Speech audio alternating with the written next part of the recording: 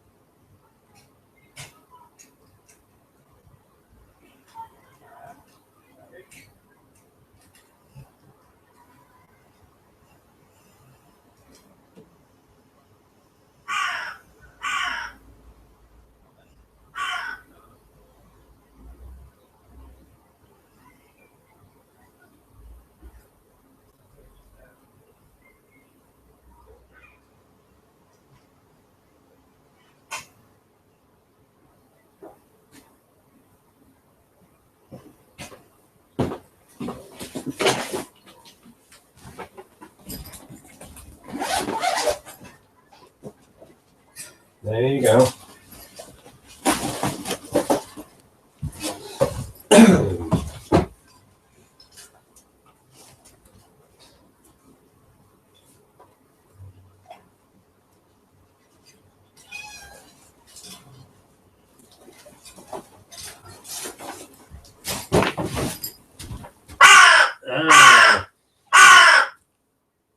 And here's a rare glimpse of the Black Flash.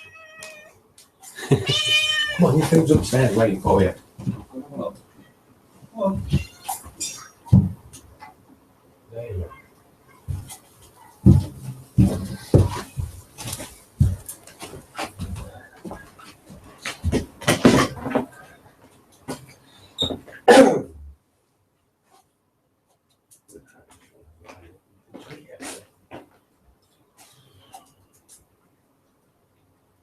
Sorry, fine.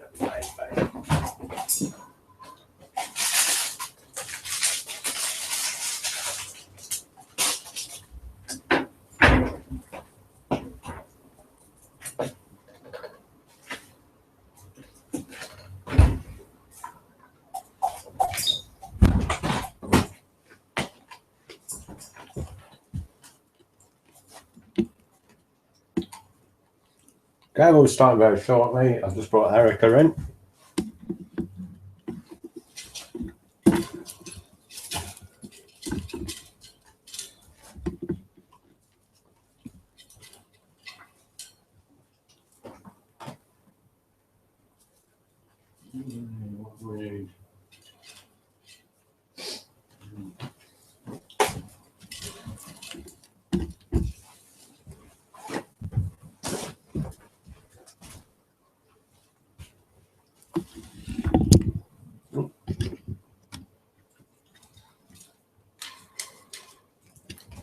You going back out? This is a lot.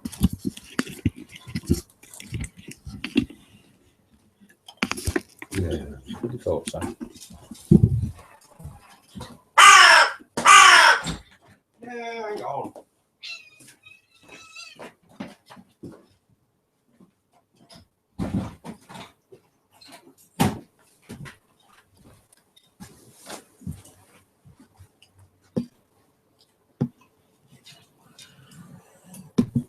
Oh. How's that, Erica? Oh, sorry.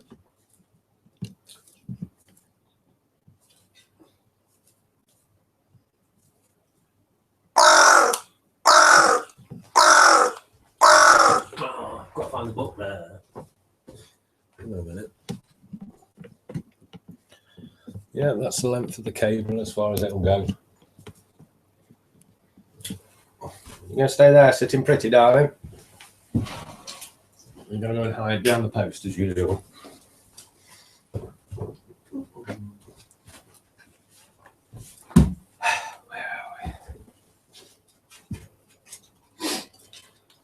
If you're watching this live, sorry, we'll be starting shortly. Just You may know I'm a film student and just been at a meeting, just got back. Okay.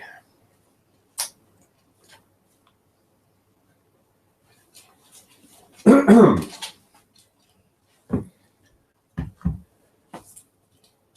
you doing over there, Chicky? People tuning to watch you. Let's move it back a bit then. Is that better?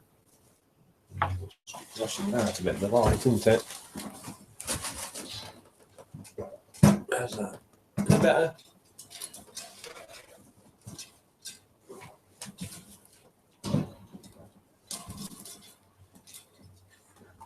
There.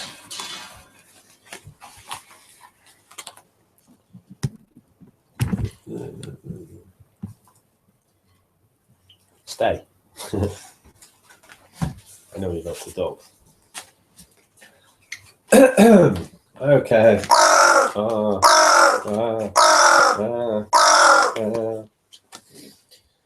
Are you ready then, Chicky, for part 3 of Frankenstein by Mary Shelley? And we're actually on chapter 3. I wonder if my accent will be as dodgy as last week. No preparations again for this. It's just reading it straight and we'll see how we go. I'd just like to say I have had 2 beers on an empty stomach, so this could go really silly at any point.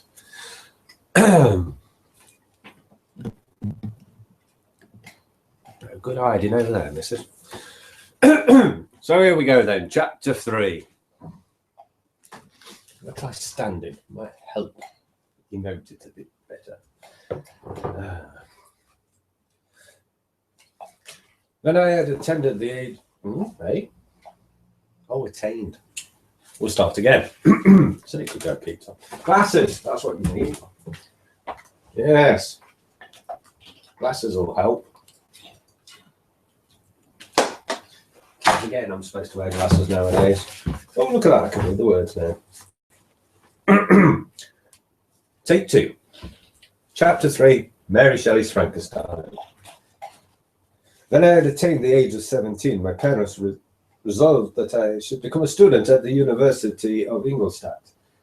I had hitherto attended the schools of Geneva, but my father thought it necessary for the completion of my education that I should be acquainted with other customs than those of my native country. My departure there was therefore fixed at an early date, but before the day resolved upon could arrive, the first misfortune of my life occurred, an omen, as it were, of my future misery. As Elizabeth had caught the scarlet fever, her illness was severe, and she was in the greatest danger. During her illness, many arguments had been urged to persuade my mother to refrain from attending upon her. She had, at first, yielded to our entreaties, but when she heard that the life of her favourite was menaced, she could no longer control her anxiety. She attended her sick bed. Her watchful attentions triumphed over the malignity of the distemper. Elizabeth was saved, but the consequences of this imprudence were fatal to her preserver. On the 3rd day, my mother sickened. The fever was accompanied by the most alarming symptoms, and the looks of her medical attendants prognosticated the worst event. On her deathbed, the fortitude and benignity of this best of women did not desert her. She joined the hands of Elizabeth and myself. My children, she said, my firmest hopes of future happiness were placed on the prospect of your union. This expectation will now be the consolation of your father. Elizabeth, my love, you must supply and make place to my younger children. Alas, I regret that I am taken from you, and happy and beloved as I have been, is it not hard to quit you all? But these are not thoughts befitting me. I will endeavour to resign myself cheerfully to death, and will indulge a hope of meeting you in another world. She died calmly, and her countenance expressed affection even in death. I need not describe the feeling of those whose dearest ties are rent by that most irreparable evil. The void that presents itself to the soul and the despair that is exhibited on the countenance. It is not so long before the mind could persuade itself that she, whom we saw every day and whose very existence appeared a part of our own, can have departed forever, that the brightness of a beloved eye can have been extinguished, and the sound of a voice so familiar and dear to my ear can be hushed, never more to be heard. These are the reflections of the first days, but when the lapse of time proves the reality of the evil, then the actual bitterness of grief commences. Yet from whom has not that rude hand rent away some dear connection? And why should I describe a sorrow which all felt and must feel? The time at length arrives when grief is rather an indulgence than a necessity, and the smile that plays upon the lips, although it may be deemed a sacrilege, is not banished. My mother was dead, but we had still duties which we ought to perform. We must continue our course with the rest and learn to think ourselves fortunate whilst one remains whom the spoiler has not seized. My departure for Ingolstadt, which had been deferred by these events, was now again determined upon. I obtained from my father a respite of some weeks. It appeared to me sacrilege so soon to leave the repose, akin to death, of the house of mourning, and to rush into the thick of life. I was new to sorrow, but it did not the less alarm me. I was unwilling to quit the sight of those that remained to me, and, above all, I desired to see my sweet Elizabeth in some degree consoled. She indeed veiled her grief and strove to act the comforter to us all. She looked steadily on life and assumed its duties with courage and zeal. She devoted herself to those whom she had taught to call her uncle and cousins. Never was she so enchanting as at this time, when she recalled the sunshine of her smiles and spent them upon us. She forgot even her own regret in her endeavours to make us forget. The day of my departure at length arrived. Clerval spent the last evening with us. He had endeavoured to persuade his father to permit him to accompany me and to become my fellow student, but in vain. His father was a narrow-minded trader, and saw idleness and ruin in the aspirations and ambitions of his son. Henry deeply felt the misfortune of being debarred from a liberal education. He said little when he spoke. I read in his kindling eye and his animated glance a restrained but firm resolve not to be chained to the miserable details of commerce. We sat late. We could not tear ourselves away from each other, nor persuade ourselves to say the word farewell. It was said, and we retired under the pretense of seeking repose, each fancying that the other was deceived. But when at morning's dawn I descended to the carriage which was to convey me away, they were all there. My father again to bless me, Clerval to press my hand once more, my Elizabeth to renew her entreaties that I would write often, and to bestow her the last feminine attentions on her playmate and friend. I threw myself into the chaise that was to convey me away, and indulged in the most melancholy reflections. I, who had never been surrounded by amiable companions, continually engaged in endeavouring to bestow mutual pleasure. I was now alone. In the university whither I was going, I must form my own friends and be my own protector. My life had hitherto been remarkably secluded and domestic, and this had given me invincible repugnance to new countenances. I loved my brothers, Elizabeth and Clerval. These were old familiar faces, but I believed myself totally unfitted for the company of strangers. Such were my reflections as I commenced my journey, but as I proceeded, my spirits and hopes rose. I ardently desired the acquisition of knowledge. I had often, when at home, thought it hard to remain during my youth cooped up in one place, and had longed to enter the world and take my station among other human beings. Now my desires were complied with, and it would, indeed, have been folly to repent. I had sufficient leisure for these and many other reflections during my journey to Ingolstadt, which was long and fatiguing. At length the high white steeple of the town met my eyes. I alighted and was conducted to my solitary apartment to spend the evening as I pleased. The next morning I delivered my letters of introduction and paid a visit to some of the principal professors. Chance, or rather the evil visit to some of the chance, or rather the evil influence, the angel of destruction, which asserted omnipotent sway over me from the moment I turned my reluctant steps from my father's door, led me first to M. Kremp, professor of natural philosophy. He was an uncouth man, but deeply imbued in the secrets of his science. He asked me several questions concerning my progress in the different branches of science appertaining to natural philosophy. I replied carelessly and, partly in contempt, mentioned the names of my alchemists as the principal authors I had studied. The professor stared. "Have you," he said, "really spent your time in studying such nonsense?" I replied in the affirmative. "Every minute," continued M. Kremp, with warmth, "every instant that you have wasted on those books is utterly and entirely lost. You have burdened your memory with exploded systems and useless names.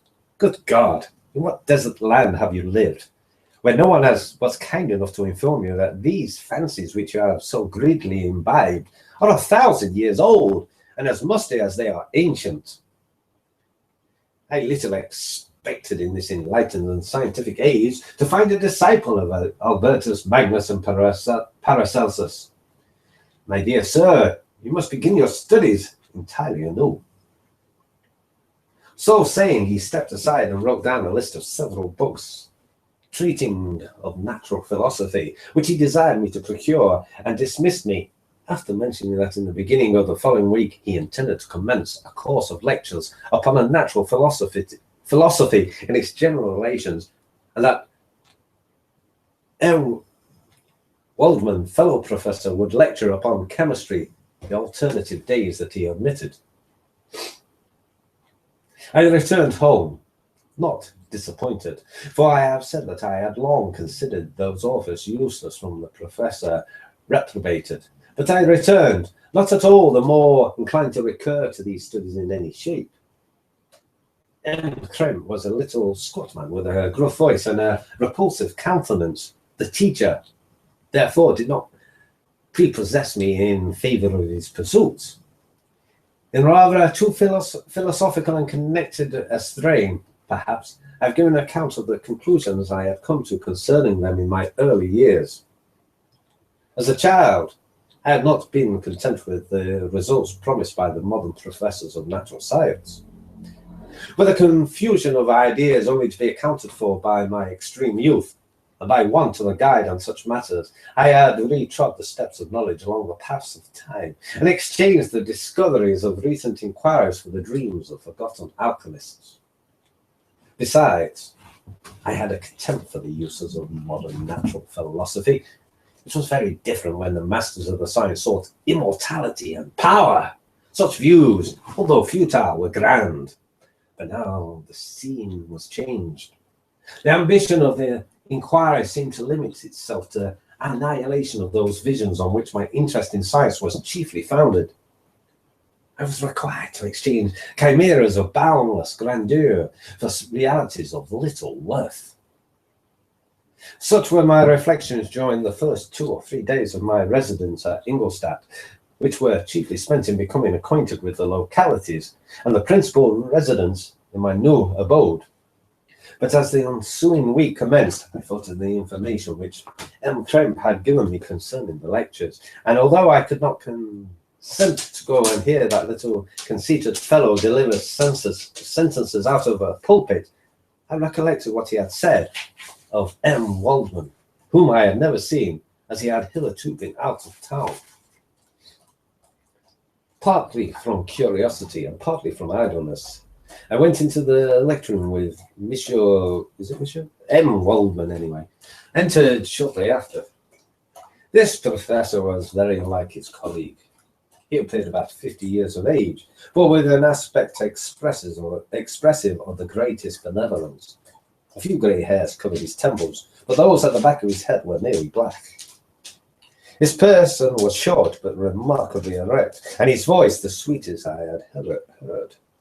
He began his lecture by a recapitulation of the history of chemistry and the various improvements made by different men of learning, pronouncing with fervour the names of most distinguished discoverers. He then took a cursory view of the present state of the science and explained many of its elementary terms.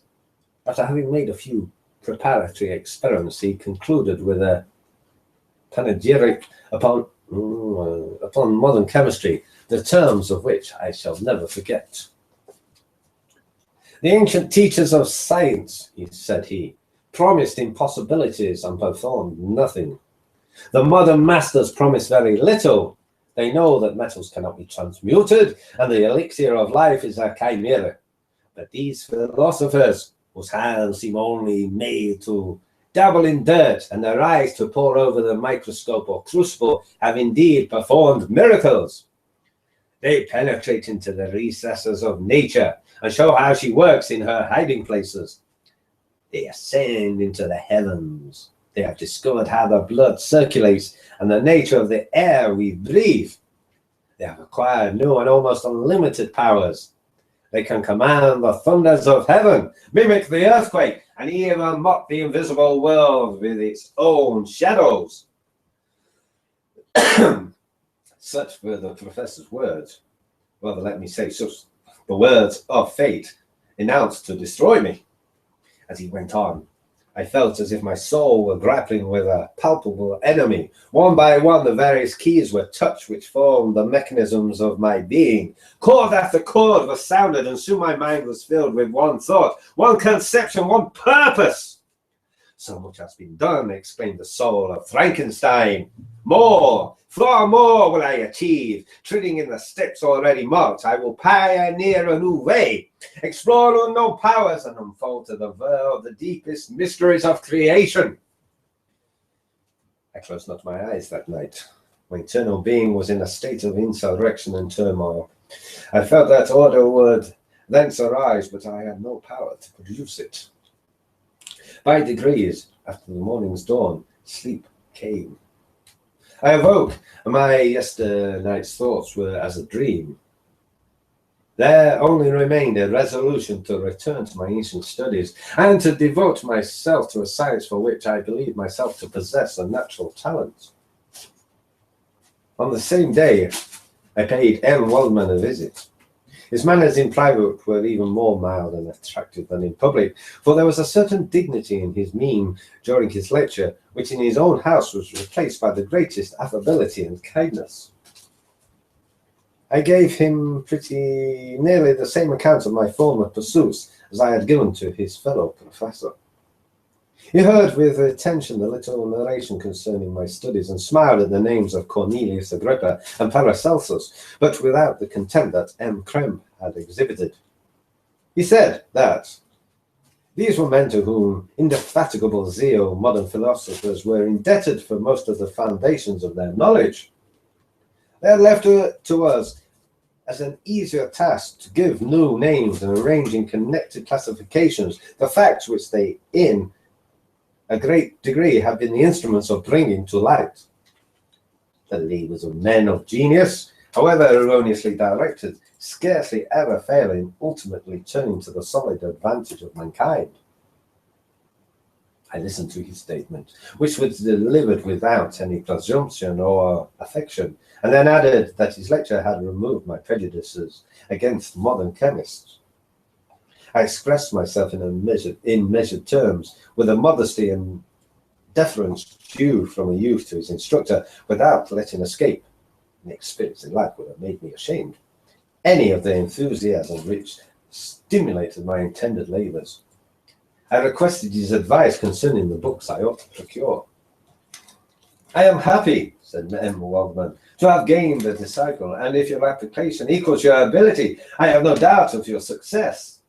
Chemistry is the branch of natural philosophy in which the greatest improvements have been and may be made. It is on that account that I have made it my peculiar study, but at the same time I have not neglected the other branches of science. A man would make a very sorry chemist if he attended to that department of human knowledge alone. If you wish to become really a man of science and not merely a petty experimentalist, I should advise you to apply to every branch of natural philosophy, including mathematics. He then took me into his laboratory and explained to me the uses of his various machines, instructing me as to what I ought to procure and promising me the use of his own when I should have advanced far enough in the science not to derange their mechanism. He also gave me the list of books which I had requested, and I took my leave. Thus ended a day memorable to me. It decided my future destiny.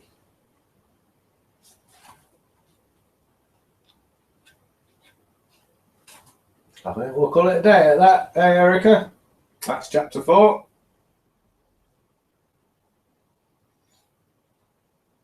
What do you think? Yeah, you had enough?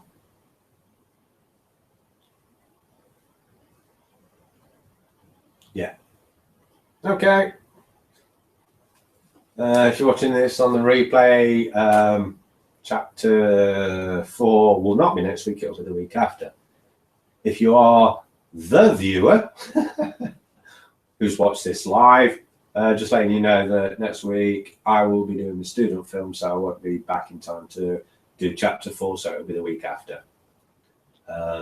Whether we carry on after Frankenstein is yet to be decided. Any last words, Erica, before we sign off? No? Okay then. Good night to anyone watching. Good night to the live viewer, and hope you have a good Easter and don't eat too much chocolate. Bye.